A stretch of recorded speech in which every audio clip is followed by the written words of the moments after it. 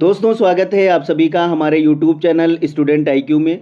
इस वीडियो में आज हम लोग जीएस और हिंदी दोनों सब्जेक्ट्स के प्रश्नों को कवर करेंगे जो आपके एग्ज़ाम और सिलेबस के अकॉर्डिंग हैं। दोस्तों, इस वीडियो में आपके एग्ज़ाम के लिए काफ़ी इंपॉर्टेंट प्रश्न हैं। हम लोग सभी प्रश्नों को बहुत अच्छी तरह समझते हुए सॉल्व करेंगे ताकि सभी प्रश्नों के उत्तर याद रहें और एग्ज़ाम टाइम सिर्फ रिवीजन करने की ज़रूरत पड़े। ठीक है दोस्तों, चलिए शुरू करते हैं। पहला प्रश्न है, पौधे में पानी और पोषक तत्वों के परिवहन के लिए संवहन ऊतक को कहा जाता है। इसमें ऑप्शन सी करेक्ट आंसर है, जाइलम। दोस्तों, पौधों में पानी और पोषक तत्वों के परिवहन के लिए संवहन ऊतक को जाइलम कहा जाता है। जाइलम एक जटिल स्थायी ऊतक है जो संवहन मंडल के अंदर पाया जाता है और पौधों में पोषक तत्वों का परिवहन फ्लोएम के ज़रिए होता है। पौधों में पानी और पोषक तत्व जाइलम के ज़रिए होता है। पौधे में पोषक तत्वों का परिवहन फ्लोएम के ज़रिए होता है। ये याद कर लेंगे। ठीक है, अगला प्रश्न है, निम्नलिखित विकल्पों में से पुनरुत्पादक बीज उत्पादन पौधे का नाम चुनें। इसमें करेक्ट आंसर हो जाएगा ऑप्शन सी, आलू। दोस्तों, आलू पुनरुत्पादक बीज पौधा है। ठीक है, अगला प्रश्न है, किसी भी प्राकृतिक कच्चे माल, पौधे या जानवर से के बिना बनाया गया एक मानव निर्मित फाइबर, ये कोयले, पानी और हवा से तैयार किया जाता है। ये पहला पूर्ण सिंथेटिक फाइबर था। ये है क्या है इसमें करेक्ट आंसर है ऑप्शन बी, नायलॉन। दोस्तों, नायलॉन बिना प्राकृतिक कच्चे माल के बिना बनाया गया मानव निर्मित फाइबर है। ये पहला पूर्ण सिंथेटिक फाइबर है। नायलॉन एक रेशमी थर्मोप्लास्टिक सामग्री होती है। अगला प्रश्न है, विश्व हिंदी दिवस मनाया जाता है, कब मनाया जाता है दोस्तों? इसमें करेक्ट आंसर हो जाएगा ऑप्शन ए, 10 जनवरी। 10 जनवरी विश्व हिंदी दिवस मनाया जाता है। विश्व का 11वां हिंदी सम्मेलन 18 अगस्त से 20 अगस्त सन 2018 को मॉरिशस में आयोजित किया गया था। ठीक है, आगे बढ़ते हैं। अगला प्रश्न है, ने अधिग्रहित चरित्र की विरासत के सिद्धांत को प्रतिपादित किया। इसमें करेक्ट आंसर है option A, Jean Baptiste Lamarck. Jean Baptiste Lamarck ने 1809 में अधिग्रहित चरित्र की विरासत के सिद्धांत को प्रतिपादित किया, जबकि ग्रेनर जॉन मॉडल ने आनुवांशिकी का सिद्धांत प्रस्तुत किया था और चार्ल्स डार्विन को जैव विकास सिद्धांत का प्रतिपादक माना जाता है। ठीक है, आगे बढ़ते हैं। अगला प्रश्न है, रिबूटिंग इंडिया रियलाइजिंग अ विलियन एस्पिरेंस नामक पुस्तक के लेखक कौन हैं? इसमें करेक्ट आंसर है ऑप्शन बी, नंदन नील केड़ी। दोस्तों, रिबूटिंग इंडिया रियलाइजिंग अ विलियन एस्पिरेशंस नामक पुस्तक के लेखक नंदन नील केड़ी हैं। अगला प्रश्न है, पूर्ण रूप से जीएसटी की सिफारिश द्वारा की गई। इसमें करेक्ट आंसर हो जाएगा option B, Vijay Kelkar task force. Goods and service tax GST एक अप्रत्यक्ष कर है। 1 जुलाई 2017 से पूरे देश में लागू कर दिया गया था। ठीक है, 2017 से लागू हुआ, ये डेट याद कर लेंगे दोस्तों। ये केंद्र और राज्य दोनों पर लगाया जाने वाला 20 से अधिक अप्रत्यक्ष करों को स्थापित कर देगा।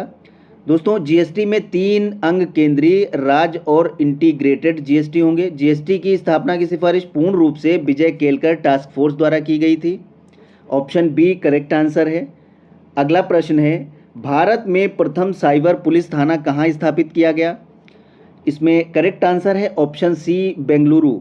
भारत में प्रथम साइबर पुलिस स्टेशन बेंगलुरु में स्थापित किया गया था। इसकी स्थापना सूचना और प्रौद्योगिकी मंत्रालय के अधीन सन 2000 में की गई थी।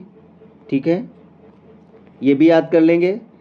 अगला प्रश्न है, भारत में प्रथम साइबर पुलिस थाना कहाँ स्थापित किया गया था? दोस्तों, ये प्रश्न रिपीट हो गया है। इसका करेक्ट आंसर है ऑप्शन सी, बेंगलुरु।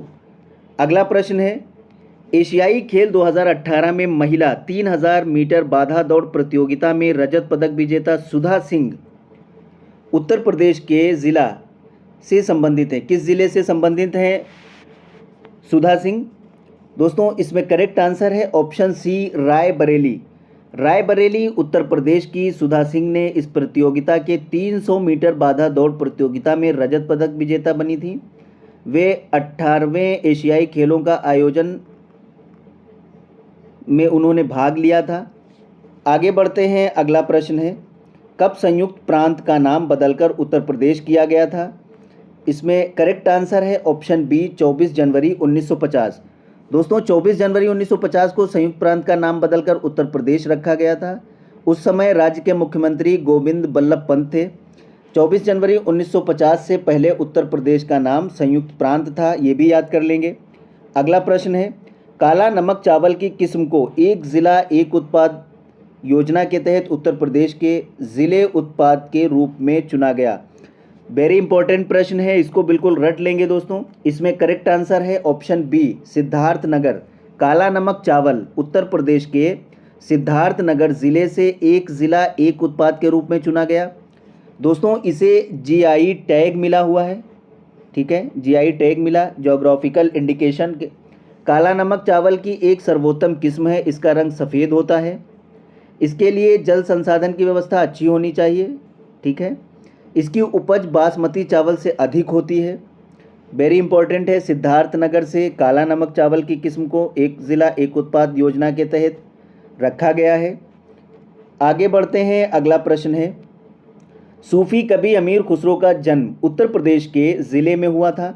इसमें करेक्ट आंसर ऑप्शन सी है, एटा। सूफी कवि अमीर खुसरो का जन्म 1253 में एटा उत्तर प्रदेश राज्य में हुआ था, ठीक है।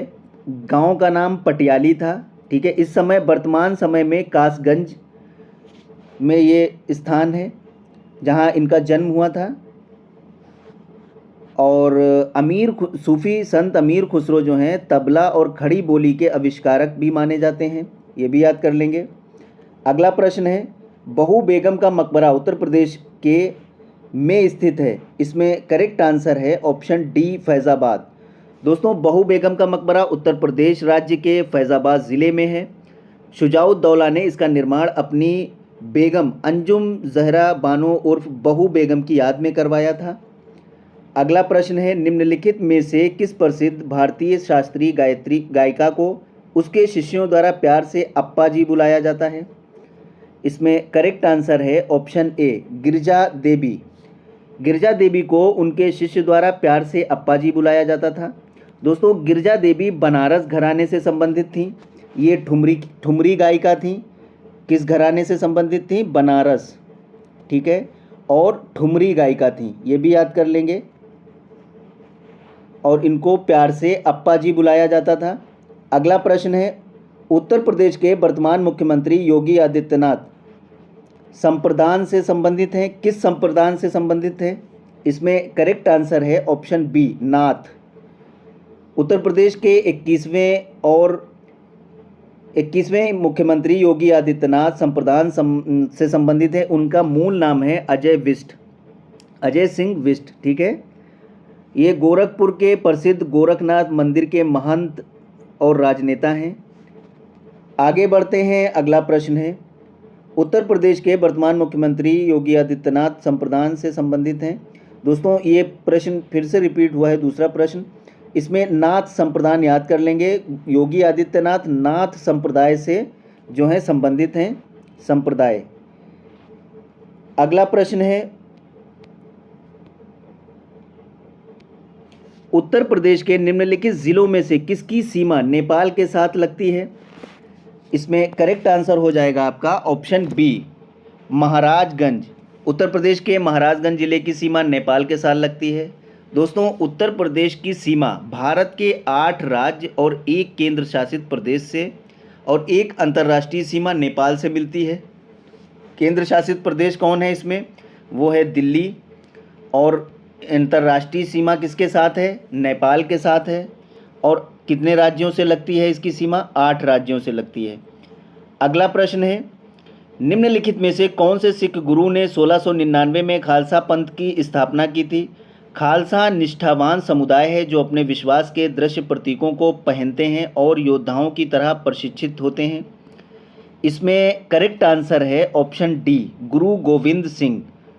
दोस्तों, सिख गुरु गोविंद सिंह द्वारा 1699 में खालसा पंथ की स्थापना की गई थी। ठीक है, ये याद कर लेंगे। 1699 में खालसा पंथ की स्थापना हुई थी। किसने की थी? गुरु गोविंद सिंह ने की थी। अगला प्रश्न है, किस सिख गुरु ने सिख विवाह समारोह की शुरुआत आनंद कारज के नाम से की थी? इसमें करेक्ट आंसर है ऑप्शन बी, गुरु अमरदास। दोस्तों, श्री गुरु अमरदास ने सिख गुरु के नाम से जाने जाते हैं। उन्हें सिख विवाह समारोह की शुरुआत आनंद कारज के नाम से की थी, आनंद कारज, ये याद कर लेंगे।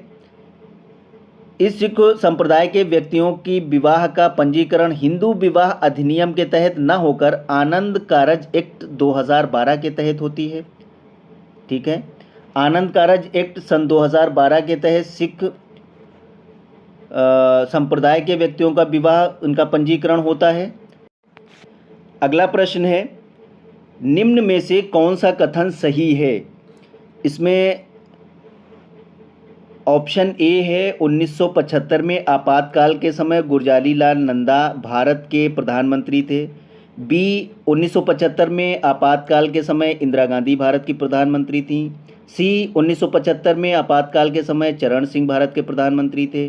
डी, 1975 में आपातकाल के समय मोरारजी देसाई भारत के प्रधानमंत्री थे। तो इसमें से कौन सा कथन सही है? इसमें करेक्ट आंसर है ऑप्शन बी, 1975 में आपातकाल के समय इंदिरा गांधी भारत की प्रधानमंत्री थीं। ठीक है, और भारत के राष्ट्रपति उस समय फ़खरुद्दीन अली अहमद थे। ये दोनों याद कर लेंगे कि आपातकाल के समय भारत की प्रधानमंत्री इंदिरा गांधी थीं और राष्ट्रपति फ़खरुद्दीन अली अहमद थे। अगला प्रश्न है, निम्नलिखित में से कौन सा सही मिलान है? इसमें ऑप्शन ए दिया है 19 संघ बनाने का अधिकार। बी है अनुच्छेद 19 किसी पेशे का अभ्यास करने का अधिकार। सी, अनुच्छेद 19 भाषण और अभिव्यक्ति की स्वतंत्रता का अधिकार। डी, अनुच्छेद 19 शांतिपूर्वक और हथियारों के बिना इकट्ठा होने का अधिकार। इसमें सही मिलान किसका है? इसमें करेक्ट आंसर है ऑप्शन सी, अनुच्छेद 19 भाषण और अभिव्यक्ति की स्वतंत्रता।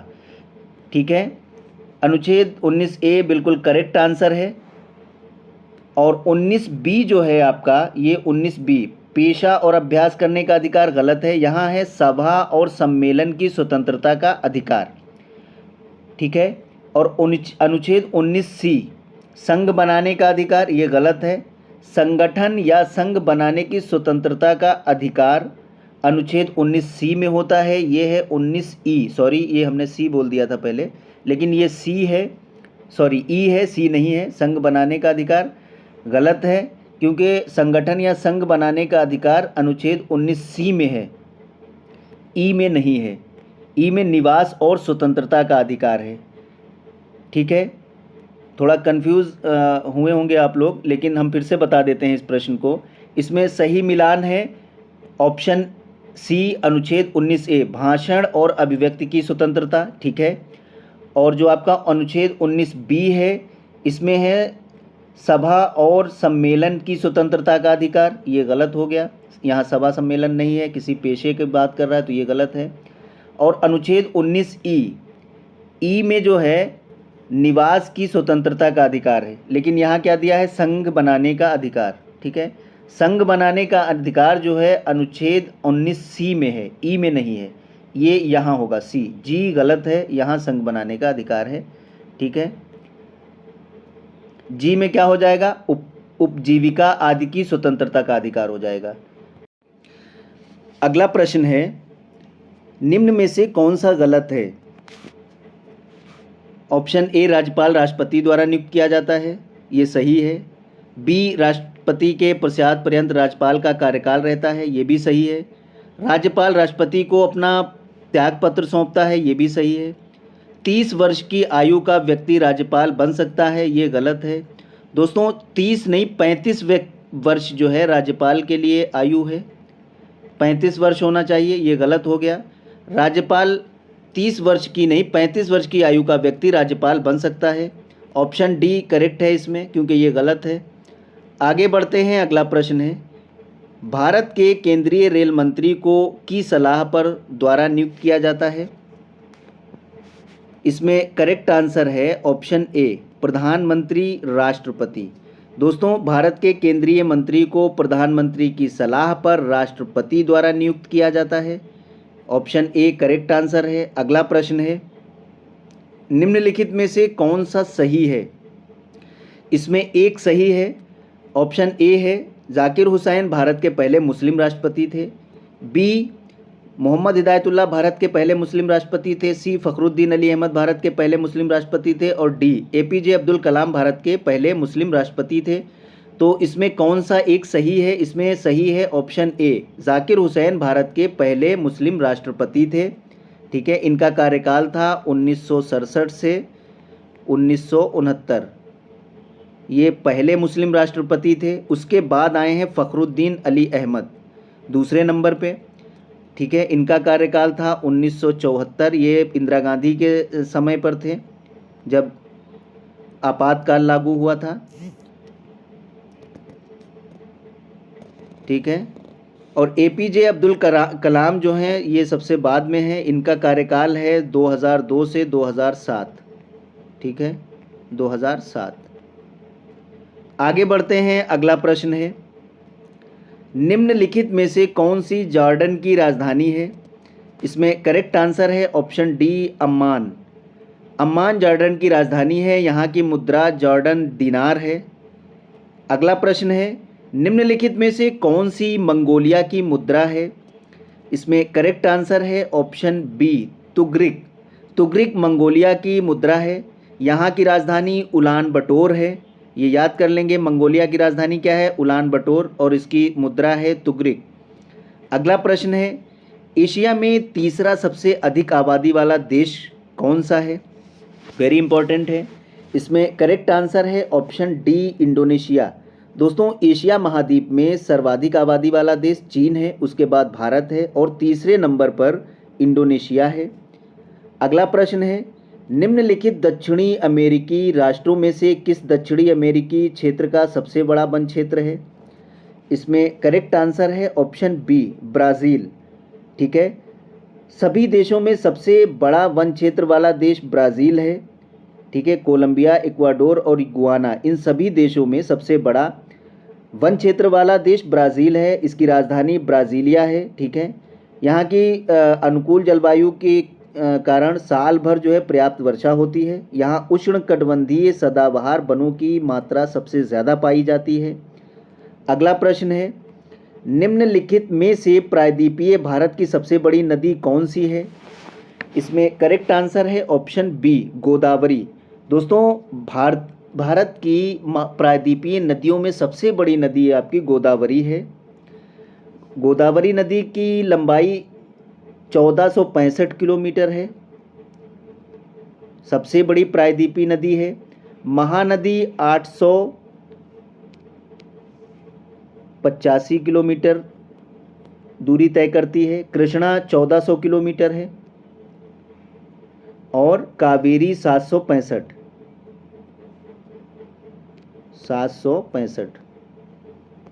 किलोमीटर की दूरी तय करती है।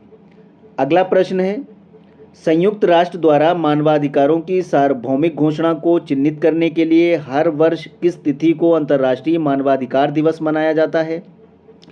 दोस्तों, वेरी इंपॉर्टेंट प्रश्न है, इसको रट लेंगे। इसका करेक्ट आंसर होगा ऑप्शन डी, 10 दिसंबर। संयुक्त राष्ट्र द्वारा मानवाधिकारों की सार्वभौमिक घोषणा को चिन्हित करने के लिए हर वर्ष 10 दिसंबर को अंतर्राष्ट्रीय मानवाधिकार दिवस मनाया जाता है। ठीक है, आगे बढ़ते हैं, अगला प्रश्न है, जुलाई 2018 में अमरनाथ मंदिर की तीर्थ यात्रा करने वाले यात्रियों की सहायता के लिए CRPF द्वारा शुरू किए गए मोबाइल सहायता केंद्र का नाम क्या है? वेरी इंपॉर्टेंट है। इसमें ऑप्शन बी करेक्ट आंसर है, साथी।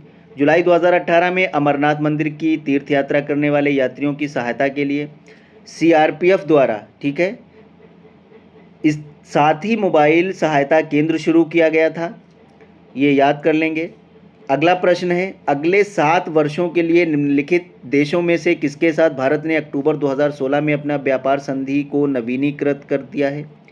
7 सालों के लिए भारत ने किया है। इसमें करेक्ट आंसर है ऑप्शन सी, नेपाल। भारत ने अक्टूबर 2016 में नेपाल के साथ 7 वर्षों के लिए अपनी व्यापार संधि को नवीनीकृत किया है। अक्टूबर 2016 में ये समझौता हुआ है। अगला प्रश्न है, एशियाई खेल 2018 में पदक तालिका में शीर्ष स्थान पर रहने वाले चीन कितने स्वर्ण पदक जीते थे? चीन ने कितने स्वर्ण पदक जीते थे?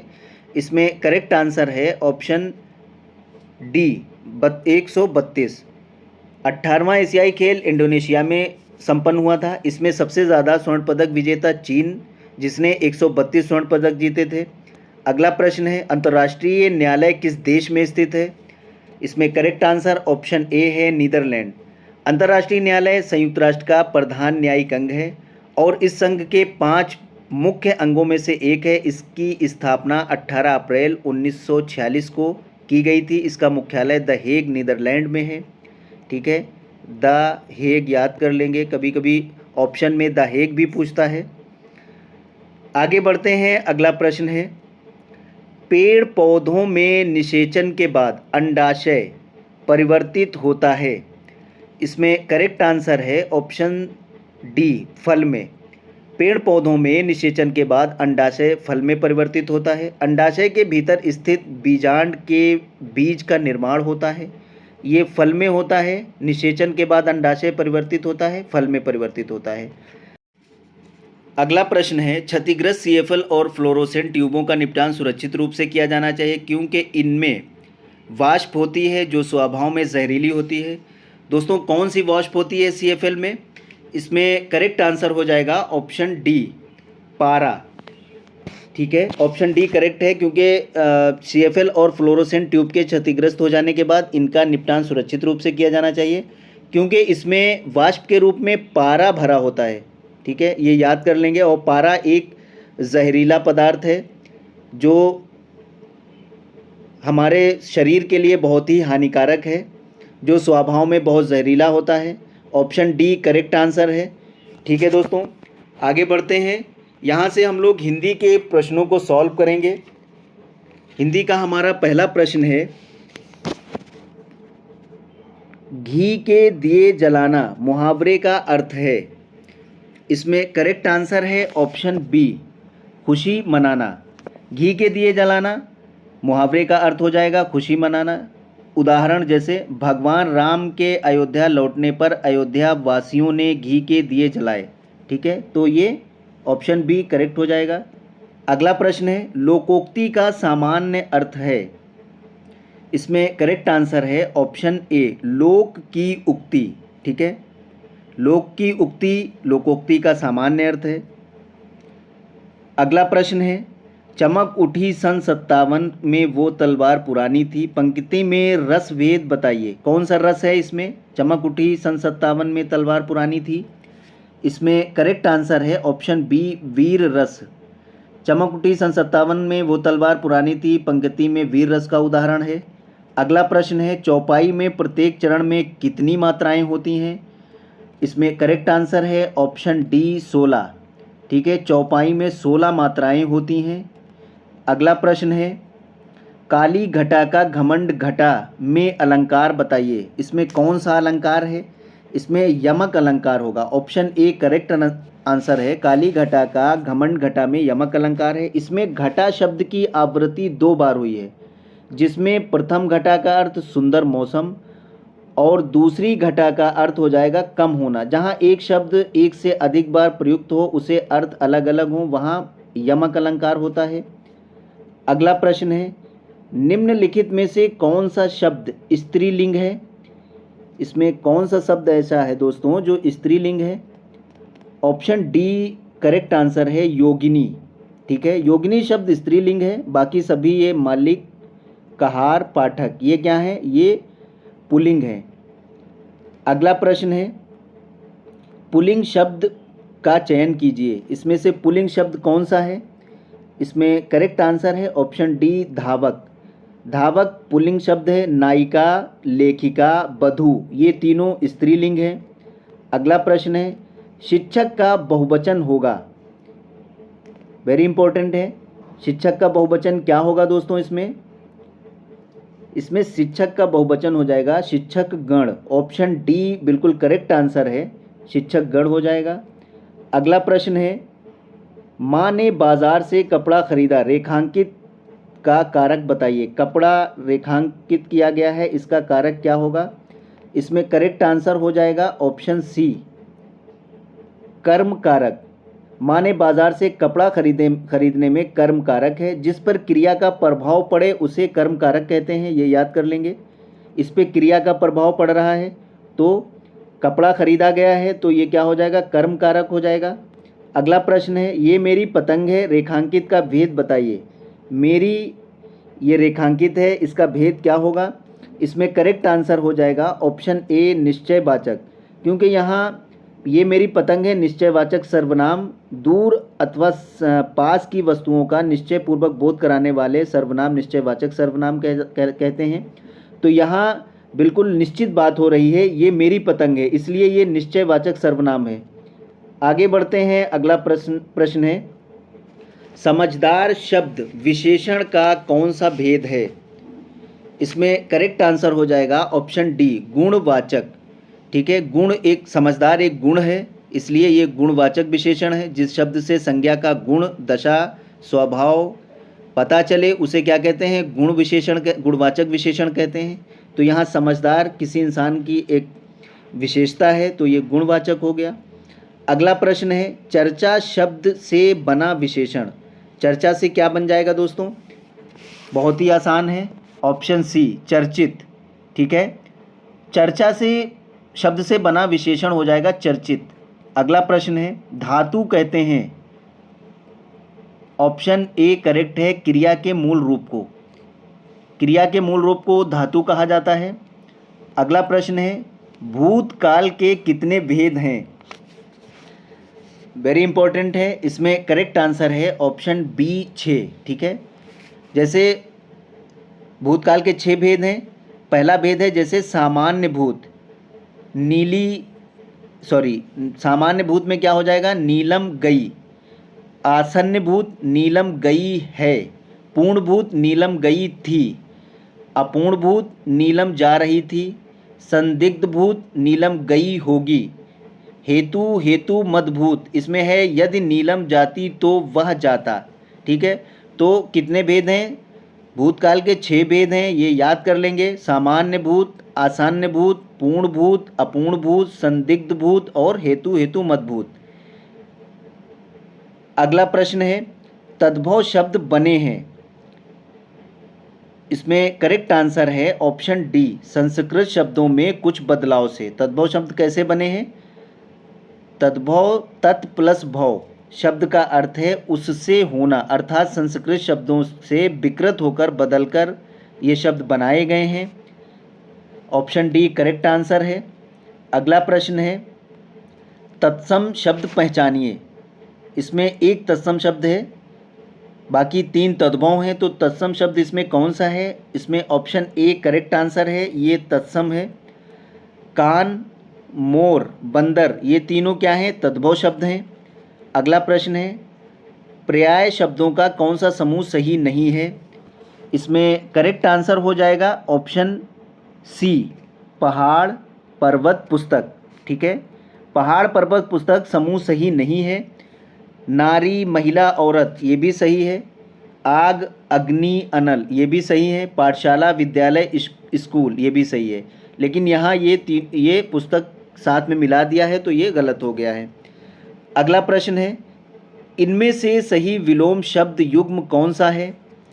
इसमें कौन सा युग्म ऐसा है जो विलोम शब्द की दृष्टि से बिल्कुल सही है? इसमें करेक्ट आंसर हो जाएगा ऑप्शन ए आदान प्रदान। आदान प्रदान बिल्कुल सही है विलोम की दृष्टि से। आदान निदान गलत है, आदान समादान ये भी गलत है, प्रदान निदान ये भी गलत है, विदान ये भी गलत है। तो ऑप्शन ए इसमें करेक्ट आंसर है विलोम शब्द युग्म की दृष्टि से। अगला प्रश्न है और शब्द के अनेकार्थी शब्द समूह का चयन कीजिए। इसमें और शब्द के अनेकार्थी क्या होंगे? इसमें करेक्ट आंसर ऑप्शन बी है, दूसरा तथा। ठीक है, दूसरा और तथा ये अनेकार्थी शब्द समूह बिल्कुल सही है। अगला प्रश्न है जो काम करना कठिन हो वाक्यांश के लिए एक शब्द लिखिए। जो काम करना कठिन हो उसके लिए एक शब्द होगा दुष्कर। ऑप्शन ए करेक्ट आंसर है। दुष्कर शब्द वाक्यांश के लिए बिल्कुल सही है। अगला प्रश्न है पक्षी पेड़ों पर अपना बनाते हैं, सही शब्द भरिए। यहाँ भरना है क्या सही शब्द है, पक्षी क्या बनाते हैं। इसमें करेक्ट आंसर है ऑप्शन सी नीड़। ठीक है, घोंसले को कहते हैं नीड़, ये भी याद कर लेंगे। नीड़ का मतलब घोंसला होता है, तो यहाँ पे घोंसला ऑप्शन में नहीं है, तो आप लोग इसको ध्यान रखेंगे कि कहीं अगर नीड़ आए तो नीड़ सही होगा, तो पक्षी नीड़ बनाते हैं। अगला प्रश्न है अनु उपसर्ग से बना शब्द। इसमें करेक्ट आंसर है ऑप्शन ए अनुचर। अनुचर अनु उपसर्ग से बना शब्द है।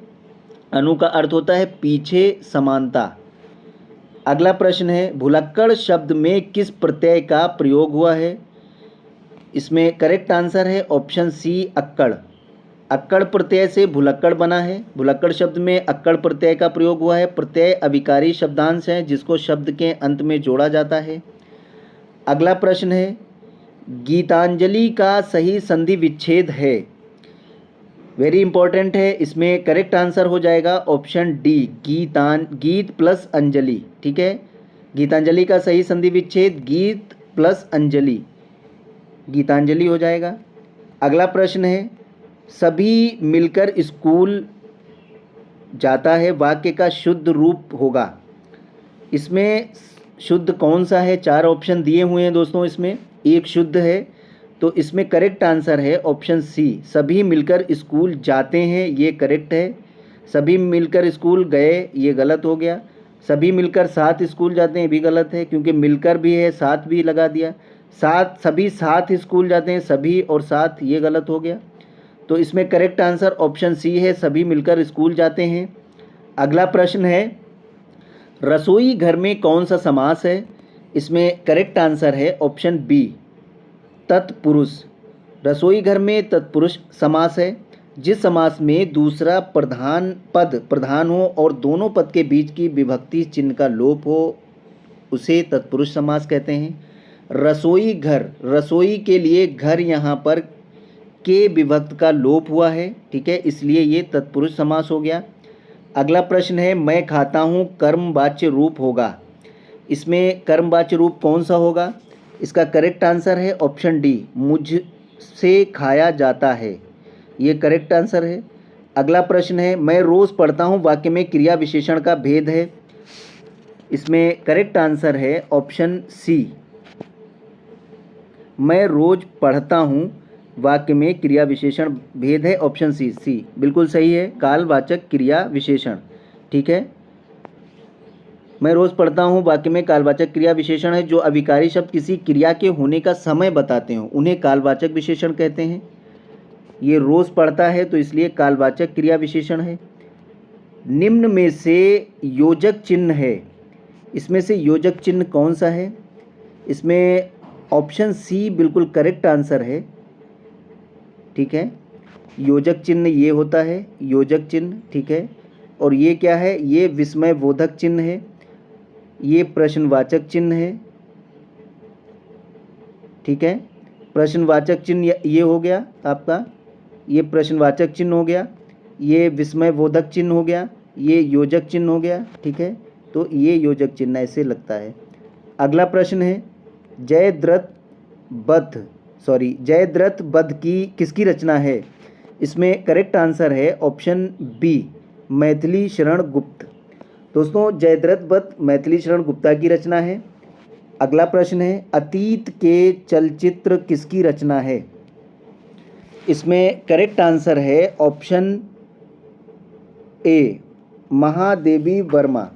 दोस्तों अतीत के चलचित्र की रचना महादेवी वर्मा की है। ठीक है, आगे बढ़ते हैं। अगला प्रश्न है, निम्नलिखित प्रश्न में 4 विकल्पों में से उस सही विकल्प का चयन करें जो दिए गए शब्द का सही समान अर्थ वाला शब्द है। इसमें करेक्ट आंसर है ऑप्शन ए, क्लेवर। ठीक है, शरीर का सही समानार्थी शब्द क्लेवर होता है। ठीक है, और विपट का क्या होगा? विपट का वृक्ष हो जाता है। महिला का स्त्री हो जाएगा समानार्थी। पद्मा का सरस्वती। और यहाँ क्या दिया है?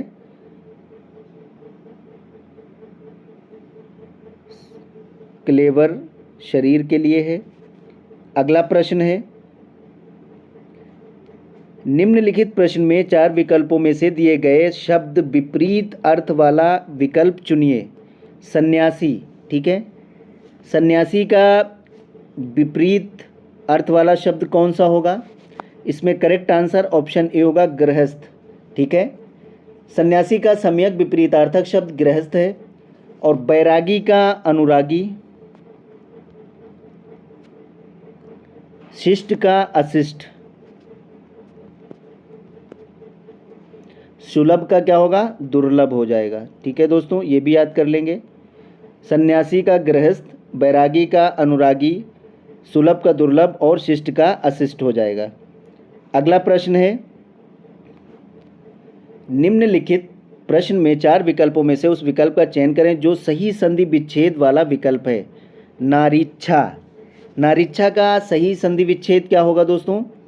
इसमें करेक्ट आंसर है ऑप्शन ए, नारी प्लस इच्छा। नारी इच्छा का सम्यक संधि विच्छेद नारी प्लस इच्छा है। ये दीर्घ स्वर संधि का उदाहरण है। ठीक है, आगे बढ़ते हैं। अगला प्रश्न है, निम्नलिखित प्रश्न में 4 विकल्प दिए गए हैं जिनमें से उस विकल्प का चयन करें जो शब्द का सबसे अच्छा विकल्प है। नियत। नियत का सबसे अच्छा कौन सा है? इसमें करेक्ट आंसर है ऑप्शन ए, निश्चित। नियत शब्द का सम्यक विकल्प निश्चित है। शेष विकल्प नियत के संदर्भ में असंगत हैं। इच्छा, गरीब और तरफ, ये गलत हैं। अगला प्रश्न है, निम्नलिखित प्रश्न में 4 विकल्पों में से उस विकल्प का चयन करें जो सही विकल्प है। उपसर्ग का प्रत्यय दोनों ही शब्द नहीं होते। इसमें करेक्ट आंसर हो जाएगा अव्यय। ठीक है, उपसर्ग और प्रत्यय दोनों शब्द नहीं होते हैं, ये अव्यय होते हैं जो किसी भी शब्द में क्रमशः आगे या पीछे जुड़कर सार्थक शब्द का निर्माण करते हैं। ठीक है, तो इसमें करेक्ट आंसर ऑप्शन बी है। अगला प्रश्न है, निम्नलिखित प्रश्न में 4 विकल्पों में से उस विकल्प का चयन करें जो प्रत्यय से नहीं बना है। इसमें करेक्ट आंसर है ऑप्शन डी, परिचय। ठीक है, प्रस्तुत विकल्पों में से परिचय ऐसा शब्द है जो प्रत्यय से नहीं बना है। शिष्या, शेरनी और दयामय, ये क्या हैं? शिष्या में आ लग गया है, ये भी प्रत्यय है, बड़ा आ। शेरनी में नी लगा है, ये प्रत्यय हो गया। और दयामय में मैं लग गया, तो ये भी प्रत्यय है। परिचय में जो है वो प्रत्यय से जुड़ा नहीं है। ऑप्शन डी इसमें करेक्ट आंसर है। लास्ट प्रश्न है दोस्तों, निम्नलिखित प्रश्न में 4 विकल्प दिए गए हैं जिनमें से एक शब्द दिए गए शब्द का सही तद्भव रूप है। इसमें विकल्प दिया है मच्छिका। ठीक है, इसका तद्भव रूप क्या हो जाएगा? मच्छिका का तद्भव रूप हो जाएगा मक्खी। ऑप्शन डी बिल्कुल करेक्ट आंसर है, मच्छिका, इसका तद्भव होगा मक्खी। ठीक है, मोर, मोर का तद्भव मयूर हो जाएगा दोस्तों, मयूर। और भौरा, इसका तद्भव भरमर होगा। मेढक का तद्भव क्या होगा दोस्तों? मंडूक, तत्सम, हम तत्सम की बात कर रहे थे। ये मोर तद्भव है, इसका तत्सम होगा मयूर। भौरे का भरमर तत्सम होगा और मेढक का मंडूक तत्सम होगा। ठीक है, मंडूक।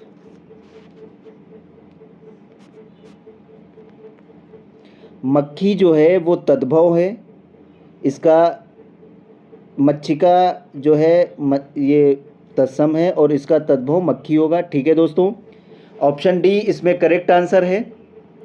दोस्तों मिलते हैं अगली वीडियो में। जो लोग हमारे चैनल पर नए, हमारे यूट्यूब चैनल को सब्सक्राइब कर लें, बेल आइकन ज़रूर प्रेस कर दें ताकि हमारी आने वाली अगली वीडियो का नोटिफिकेशन आपको सबसे पहले मिल सके। दोस्तों वीडियो को लाइक और शेयर ज़रूर कर दें। Thank you.